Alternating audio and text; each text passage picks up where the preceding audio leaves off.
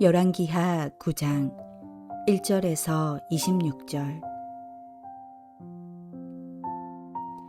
선지자 엘리사가 선지자의 제자 중 하나를 불러 이르되, 너는 허리를 동이고 이 기름병을 손에 가지고 길르앗 라못으로 가라.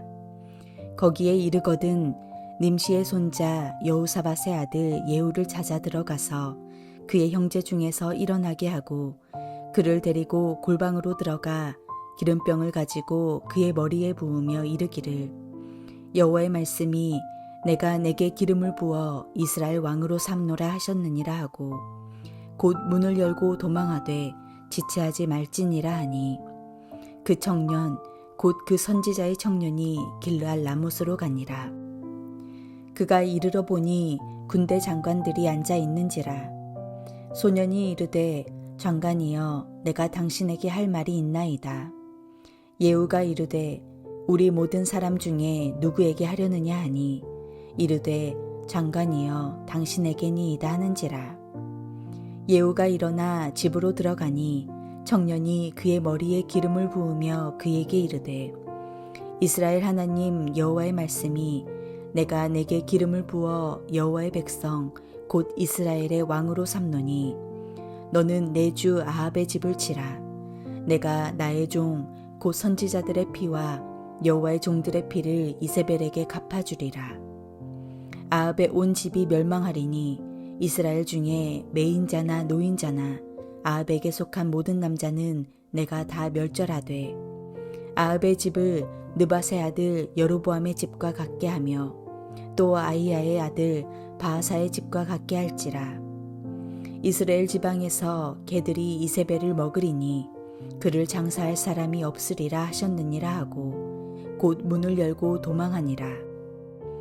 예후가 나와서 그의 주인의 신복들에게 이르니, 한 사람이 그에게 묻되, 평안하냐? 그 미친 자가 무슨 까닭으로 그대에게 왔더냐? 대답하되, 그대들이 그 사람과 그가 말한 것을 알리라 하더라. 무리가 이르되, 당치 아니한 말이라. 청하건대 그대는 우리에게 이르라 하니, 대답하되, 그가 이리 내게 말하여 이르기를, 여호와의 말씀이 내가 내게 기름을 부어 이스라엘 왕으로 삼는다 하셨다 하더라 하는지라. 무리가 각각 자기의 옷을 급히 가져다가 솜돌 위 곧 예후의 밑에 깔고 나팔을 불며 이르되, 예후는 왕이라 하니라. 이에 님시의 손자 여호사밧의 아들 예후가 요람을 배반하였으니 곧 요람이 온 이스라엘과 더불어 아람의 왕 하사엘과 맞서서 길르앗 라못을 지키다가 아람의 왕 하사엘과 더불어 싸울 때에 아람 사람에게 부상한 것을 치료하려 하여 이스라엘로 돌아왔던 때라. 예후가 이르되, 너희 뜻에 합당하거든 한 사람이라도 이 성에서 도망하여 이스라엘에 알리러 가지 못하게 하라 하니라. 예후가 병거를 타고 이스라엘로 가니 요람 왕이 거기에 누워 있었음이라. 유다의 왕 아하시아는 요람을 보러 내려왔더라. 이스라엘 망대에 파수꾼 하나가 서 있더니 예후의 무리가 오는 것을 보고 이르되, 내가 한 무리를 보나이다 하니, 요람이 이르되, 한 사람을 말에 태워 보내어 맞이하여 평안하냐 묻게 하라 하는지라.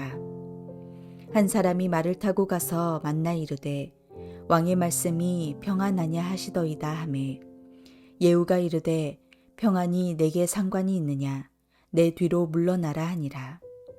파수꾼이 전하여 이르되, 사자가 그들에게 갔으나 돌아오지 아니하나이다 하는지라. 다시 한 사람을 말에 태워 보내었더니 그들에게 가서 이르되, 왕의 말씀이 평안하냐 하시더이다 하매, 예후가 이르되, 평안이 내게 상관이 있느냐? 내 뒤를 따르라 하더라. 파수꾼이 또 전하여 이르되, 그도 그들에게까지 갔으나 돌아오지 아니하고 그 병거 모는 것이 님시의 손자 예후가 모는 것 같이 미치게 모나이다 하니, 요람이 이르되 메우라 하매 그의 병거를 메운지라. 이스라엘 왕 요람과 유다 왕 아하시아가 각각 그의 병거를 타고 가서 예후를 맞을새 이스라엘 사람 나봇의 토지에서 만나매, 요람이 예후를 보고 이르되, 예후야 평안하냐 하니, 대답하되, 내 어머니 이세벨의 음행과 술수가 이렇게 많으니 어찌 평안이 있으랴 하더라. 요람이 곧 손을 돌이켜 도망하며 아하시아에게 이르되 아하시아여 반역이로다 하니 예후가 힘을 다하여 활을 당겨 요람의 두 팔 사이를 쏘니 화살이 그의 염통을 꿰뚫고 나오매 그가 병거 가운데에 엎드러진지라. 예후가 그의 장관 빅갈에게 이르되 그 시체를 가져다가 이스라엘 사람 나봇의 밭에 던지라.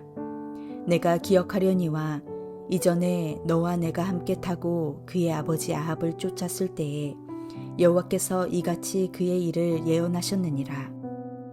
여호와께서 말씀하시기를 내가 어제 나봇의 피와 그의 아들들의 피를 분명히 보았노라. 여호와께서 또 말씀하시기를 이 토지에서 내게 갚으리라 하셨으니 그런즉 여호와의 말씀대로 그의 시체를 가져다가 이 밭에 던질지니라 하는지라. 하나님께서는 하나님의 때가 차면 심판을 행하십니다. 북이스라엘을 하나님에게서 멀리 떠나게 한 아합의 집에 대한 심판의 때가 엘리사의 죽음 앞에 이루어집니다. 아합 가문의 심판을 실행할 예후에게 기름 붓는 일은 처음에 그 명령을 받은 엘리야 때가 아니라 그의 제자인 엘리사 때 이루어집니다. 하나님의 역사는 하나님께서 정하신 때에 이루어지기 때문입니다. 엘리사는 한 선지 생도에게 군대 장관 예후에게 기름을 부어 왕을 삼게 합니다. 본래 이것은 다메섹의 하사엘에게 기름 붓는 일과 함께 엘리야에게 주어졌던 사명입니다. 세상에는 특별한 사람은 존재하지 않습니다. 아니, 존재할 수 없습니다. 왜냐하면 모두가 동일한 죄인이기 때문입니다. 하나님이 특별 대우를 할 만한 사람이 없는 것이 이 땅의 현실입니다. 사도 바울은 하나님의 특별한 대우를 받을 만한 사람이었습니까? 그렇지 않습니다. 바울은 오히려 예수님을 핍박했던 하나님의 원수 같은 존재였습니다. 그런 그가 사도가 되고 복음의 증인이 되어서 세상의 많은 곳에 다니며 복음을 전파했던 것은 그가 특별한 사람이었기 때문이 아니라 하나님께서 선택하셨기 때문입니다. 하나님께서 바울을 택하시고 구별하시고 사도로 세우신 것입니다. 이러한 하나님의 일로 인해 바울이 그리스도를 알게 되고 그리스도를 인생 전부로 여기며 그리스도를 위한 삶을 살게 된 것입니다. 이 모든 것이 하나님의 능력으로 인해 되어진 것이지 바울의 특별한 비범한 재능이나 인격 때문에 이루어진 것이 아니라는 것입니다. 따라서 특별하다면 하나님의 일이 특별하다고 말할 수 있습니다. 그러므로 하나님이 구별하여 세운 하나님의 사람이 할 일은 특별하신 하나님의 일을 증거하는 것이지 특별한 일을 하는 것이 아님을 알아야 한다는 것입니다. 엘리사가 생도에게 예후에게 보내어 기름을 붓게 하고 왕으로 세운 일도 다르지 않습니다. 예후가 특별한 존재였기 때문이 아닙니다.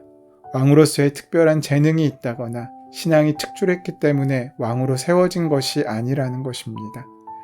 10장을 보면 예후 역시 여호와의 율법을 지켜 행하지 아니하고 여로보암이 이스라엘로 범죄하게 한 그 죄에서 떠나지 아니하였다고 말하는 것을 보면 예후도 다른 왕과 다를 바 없음을 우리는 알 수 있습니다.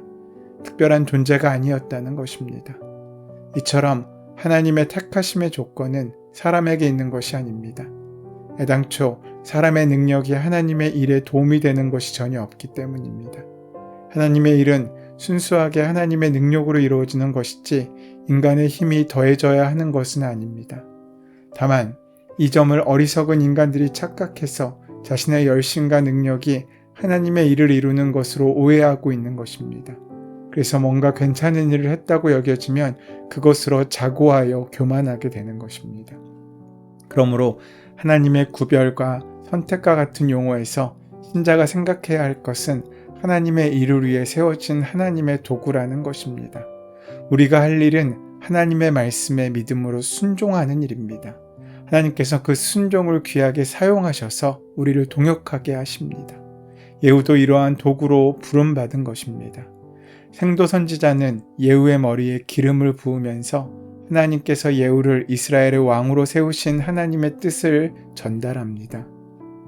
엘리사의 제자가 엘리사의 명을 받아 길르앗 라못에 있는 예후를 찾아가 그곳에서 비밀리에 예후에게 기름을 붓게 됩니다. 그때는 한창 전쟁 중인 상황이었습니다.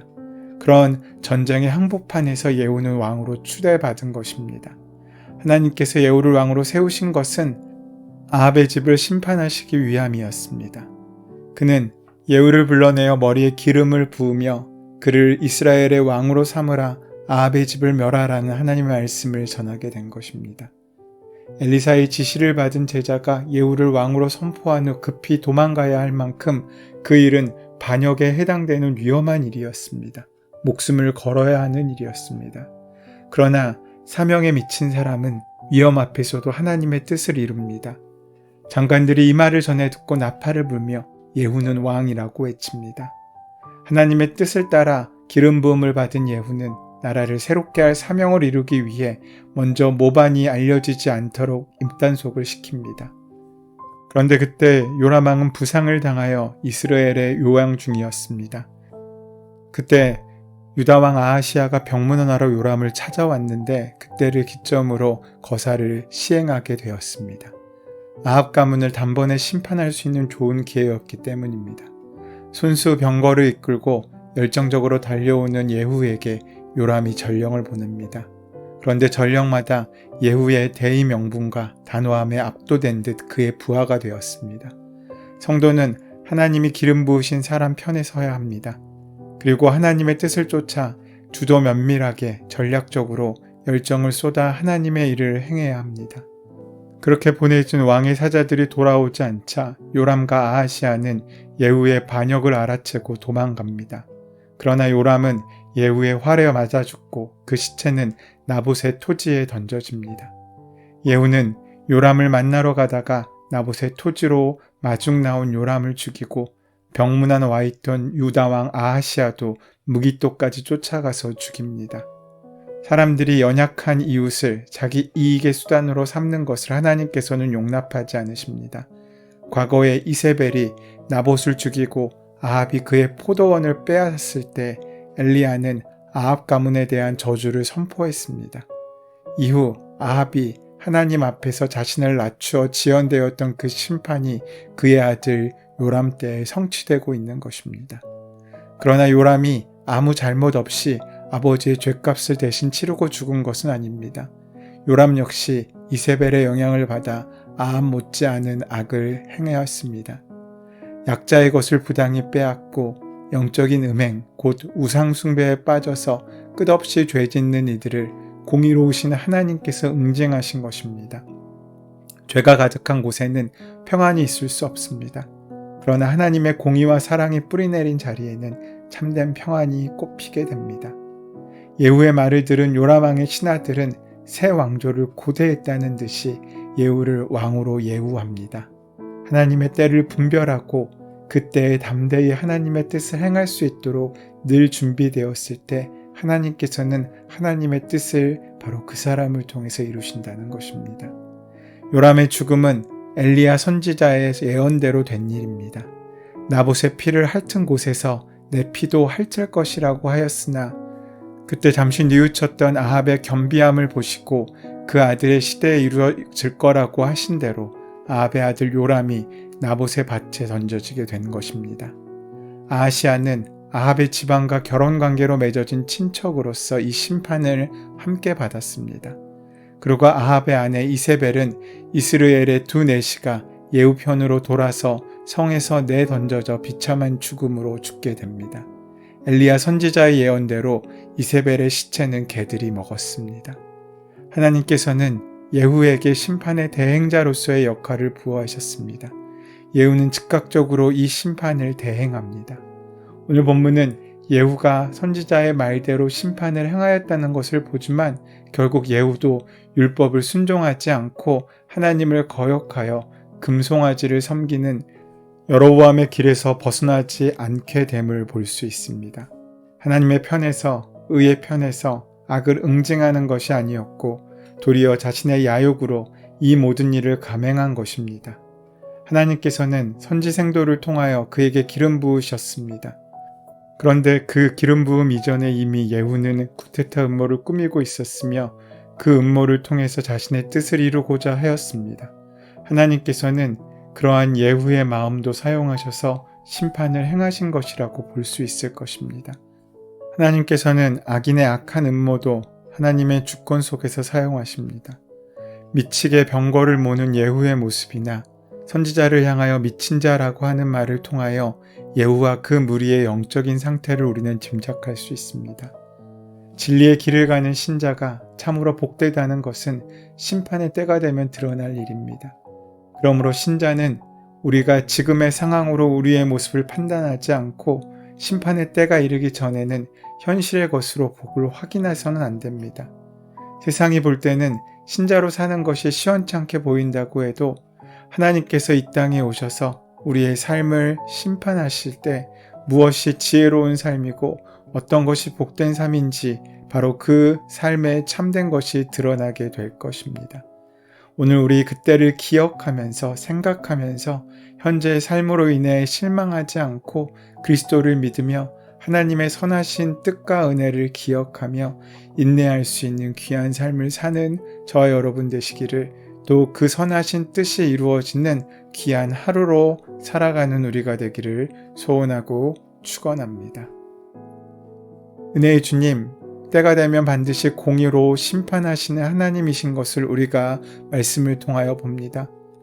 저희로 늘 하나님 앞에서 믿음과 순종으로 행하게 하시고 하나님의 뜻을 쫓아 행할 수 있는 믿음과 참된 경건을 허락하여 주시옵소서. 예수님의 이름으로 기도드립니다. 아멘. 이제 오늘 우리에게 허락하신 말씀이 나에게 주시는 말씀으로 만나지기 위하여 본문의 말씀을 함께 묵상하시며 기도하시는 시간 가지도록 하겠습니다. 함께 기도합니다.